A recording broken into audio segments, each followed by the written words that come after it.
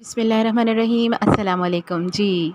लहकती महकती चहकती खूबसूरत आवाज़ के साथ मैं हूँ शफ़क़ ख़ान। कैसे हैं आप सब लोग? मैं उम्मीद करती हूँ सब ठीक ठाक होंगे, खुशबाश होंगे और अपनी ज़िंदगी की रानाइयों को एंजॉय कर रहे होंगे। खुदा न खास्ता किसी मुश्किल, तंगी, परेशानी, बीमारी में हैं तो अल्लाह ताला ख़ास रहमत से आपकी बीमारी को तंदुरुस्ती में बदल दे, आपकी तंगी को खुशहाली में बदल दे और आपकी परेशानी को अपनी रहमत से दूर कर दे। आमीन सुम्मा आमीन।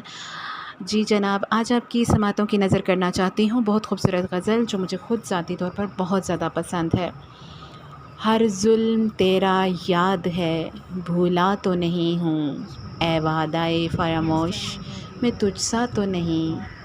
साहिल पे खड़े हो तो मैं क्या गम, चले जाना मैं डूब रहा हूँ, अभी डूबा तो नहीं।